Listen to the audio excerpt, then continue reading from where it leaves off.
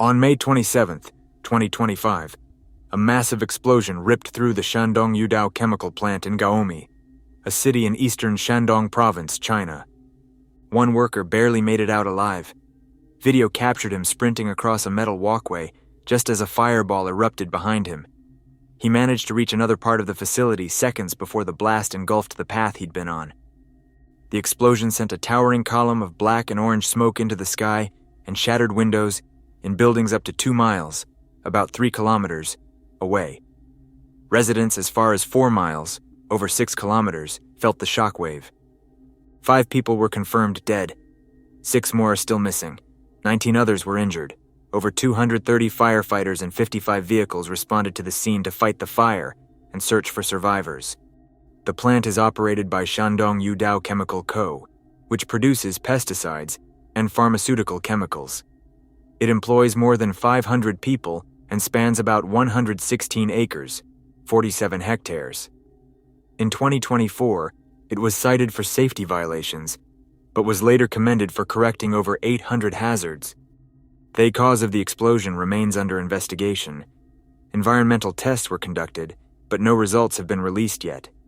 Residents nearby were told to wear masks as a precaution, a disaster that once again brings China's industrial safety practices into focus.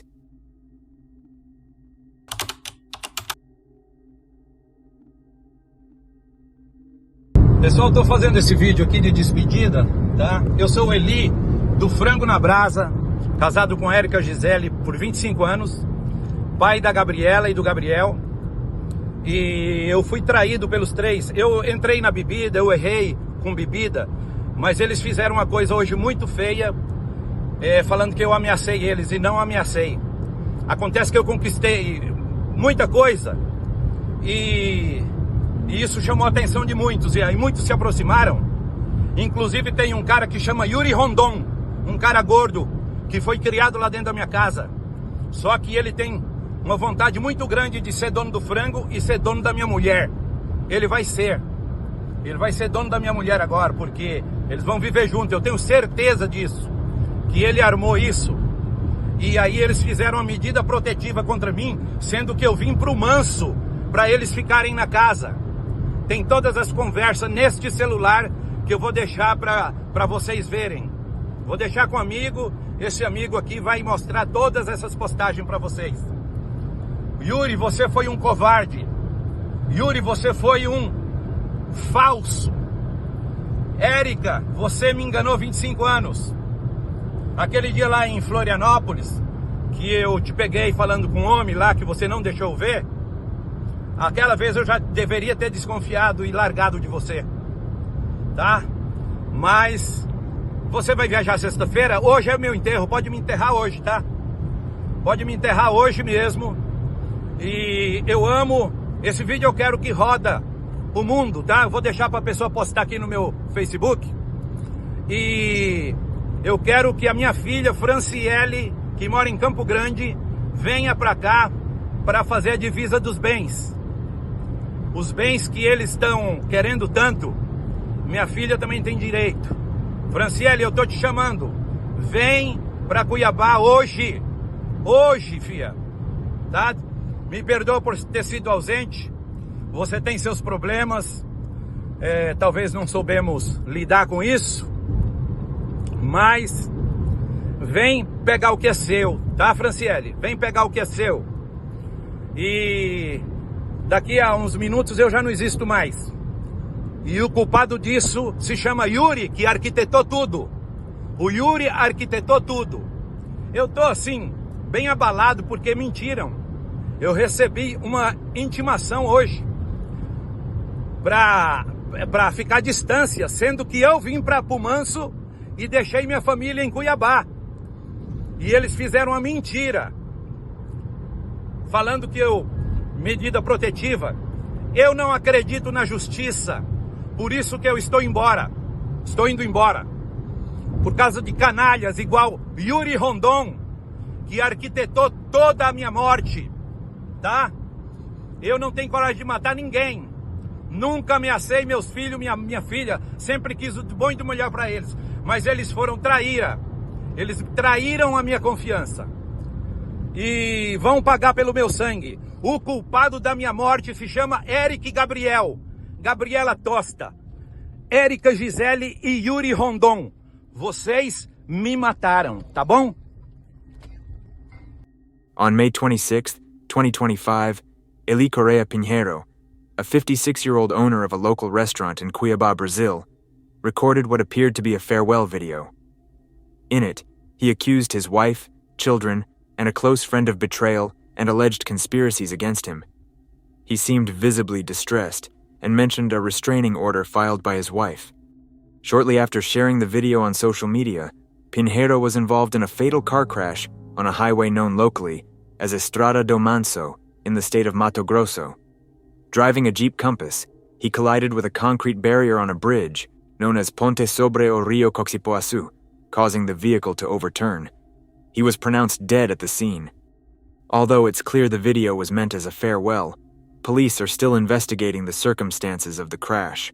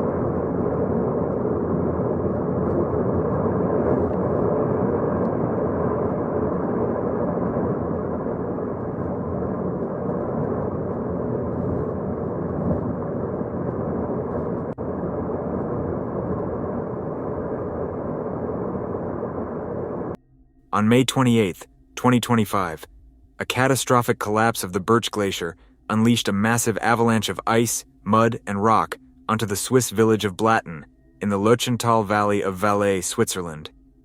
The landslide buried approximately 90% of the village, including homes, buildings, and the local church. Despite earlier evacuations, a 64-year-old resident remains missing at the time of this recording. Authorities had evacuated all 300 residents of Blatten on May 19th, following warnings from geologists about the glacier's instability. Even livestock were airlifted out as a precaution. The glacier's collapse was so immense that it generated seismic activity, equivalent to a magnitude 3.1 earthquake. The avalanche also blocked the Lanza River, creating a natural dam and forming a lake that flooded parts of the village not initially covered by debris. Emergency services, including search teams with drones and thermal cameras, were deployed, but ongoing instability forced a suspension of rescue efforts. Experts believe that the collapse was exacerbated by climate change, as warming temperatures have led to the thawing of permafrost, destabilizing the glacier and surrounding rock formations. Swiss authorities have pledged support for the displaced residents, many of whom have relocated to nearby villages like Weiler. The mayor of Blatten expressed determination to rebuild, stating, "We've lost our village, but not our heart." This disaster underscores the increasing risks faced by alpine communities as climate change accelerates glacial melting and destabilizes mountainous regions.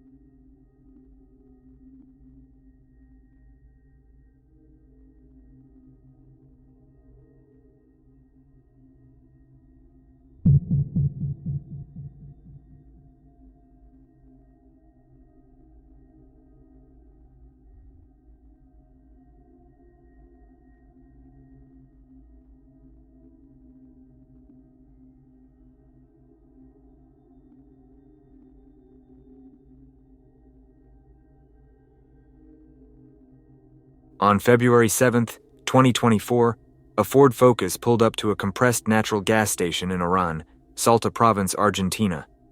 The driver, later identified as Sofia Esther Chaparro, a sergeant with the Buenos Aires Provincial Police, was accompanied by her 3 children.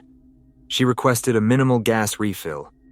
Moments after the fueling began, the rear of the car suddenly exploded. Surveillance footage captured the blast, sending a white cloud into the air and scattering tightly wrapped packages across the ground. Emergency services responded quickly. One of Chaparro's children suffered a minor eye injury from flying glass.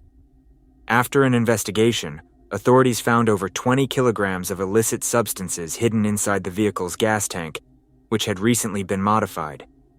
Chaparro was arrested at the scene. She claimed she had no knowledge of what was inside the vehicle, saying she had just picked it up from a mechanic. She explained that she was driving to Salta so her children could visit their father in Colonia Santa Rosa. Authorities noted that she was on medical leave from her duties at the time. On October 3, 2024, Chaparro was sentenced to 6.5 years in prison for transporting illicit substances, a charge made more serious by her position as a police officer. She was also banned from holding public office for the length of her sentence.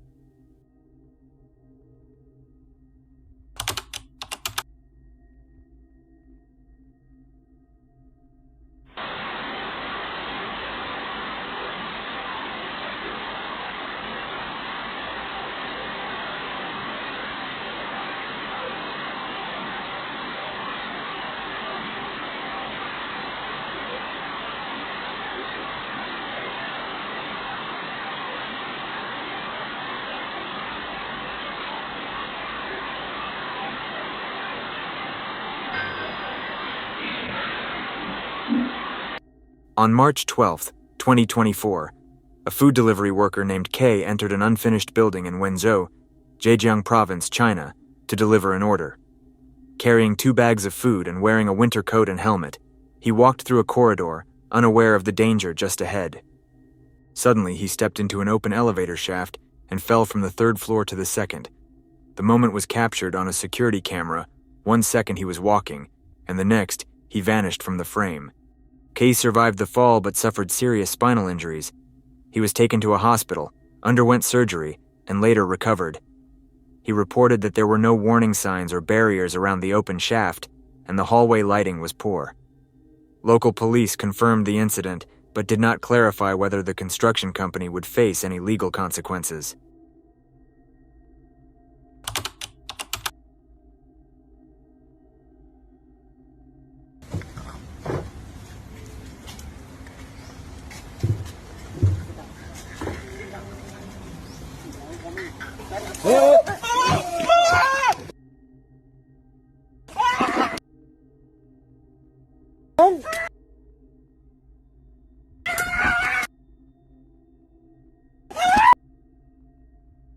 In a video made public on May 29, 2025, a tourist encounter took a dangerous turn at Tiger Kingdom, a wildlife attraction in Phuket, Thailand.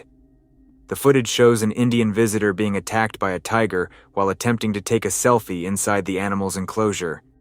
It quickly went viral and reignited serious concerns about the safety and ethics of close interactions with wild animals. The man is seen walking beside a fully grown tiger.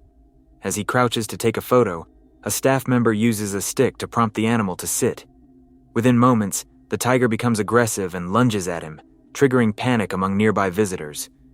The tourist sustained minor injuries and received medical attention at the site. Tiger Kingdom is known for allowing direct contact between visitors and tigers, a practice often criticized by animal rights groups, not only for putting humans at risk, but also for the stress and unnatural conditions imposed on the animals.